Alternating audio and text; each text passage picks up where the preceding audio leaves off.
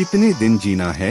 Akbar Birbal Hindi story. Birbal Akbar बादशाह की हर समस्या के जवाब थे। बादशाह आए दिन उनकी बुद्धि की परीक्षा लेते ही रहते थे ताकि बीरबल अपनी बुद्धि और समझ में अधिक से अधिक विकास कर सके।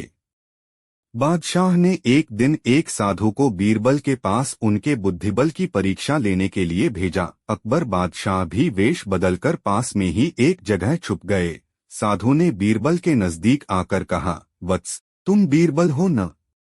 भगवान ने सपने में मुझसे कहा है कि मैं अपने जीवन भर के लिए धन तुमसे ले लूं। कितने दिन जीना है? अकबर बीरबल हिंदी स्टोरी। कितने दिन जीना है?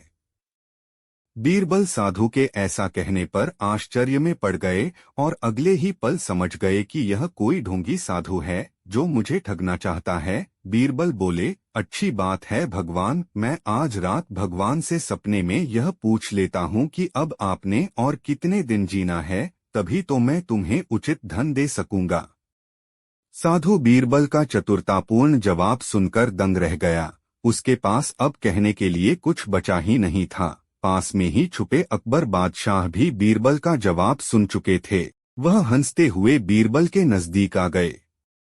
बीरबल समझ गए कि यह सब बादशाह सलामत का ही किया धरा था। बादशाह अकबर बीरबल की पीठ पर हाथ रखते हुए कहने लगे, बीरबल, तुम्हारी समझ और बुद्धि का कोई जवाब नहीं। चलो अब हम दरबार में चलते हैं। बीरबल अकबर के साथ दरबार की ओर बढ़ चले।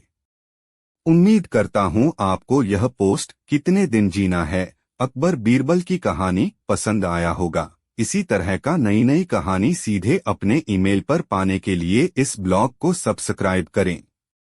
नीचे की मंजिल अकबर बीरबल स्टोरी इन हिंदी। बादशाह अकबर को आकर एक दरबारी ने बताया कि बीरबल अपनी बंदियों और दसियों का ध्यान जरूरत से अधिक रखते हैं। जब देखो उनकी बड़ाई करते रहते हैं। दरबारी की इस बात को सुनकर शहंशाह के मन में विचार आया कि क्यों न हम चलकर स्वयं इस बात की तहकीकात करें कि आखिर मामला क्या है। इसके दूसरे दिन बादशाह अकबर अचानक ही बीरबल के घर पहुंच गए और सीढ़ियां चढ़ते हुए ऊपरी मंजिल पर पहुंच गए। नीचे की मंजिल अकबर बीरबल स्टोरी इन हिंदी। बादशाह सलामत को सहसा बीरबल के यहाँ देखकर एक दासी दौड़ी दौड़ी आई। बादशाह सलामत दासी को देखकर हल्का सा मुस्कुराए, फिर बोले, तुम्हारी ऊपर की मंजिल तो बहुत सजी हुई है, सुंदर और हसीन भी है, लेकिन जरा नीचे की भी तो देखूं कैसी है। दासी बीरबल का नमक खाती थी।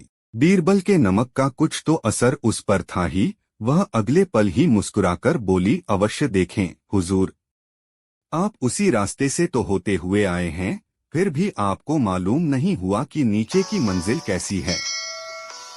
सवाल के बदले सवाल। शहंशाह भौंचक के रह गए। दासी का तीखा पर सटीक जवाब शहंशाह ने सुना दो उन्हें यह समझने में देर न लगी कि बीरबल की दासियां सचमुच ही तारीफ के काबिल है। बीरबल यूं ही उनकी तारीफ करते नहीं फिरते हैं।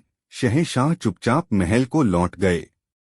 उम्मीद करता हूँ आपको यह पोस्ट नीचे की मंजिल अकबर बीरबल की कहानी पसंद आया होगा। इसी तरह का नई कहानी सीधे अपने ईमेल पर पाने के लिए इस ब्लॉग को सब्सक्राइब करें।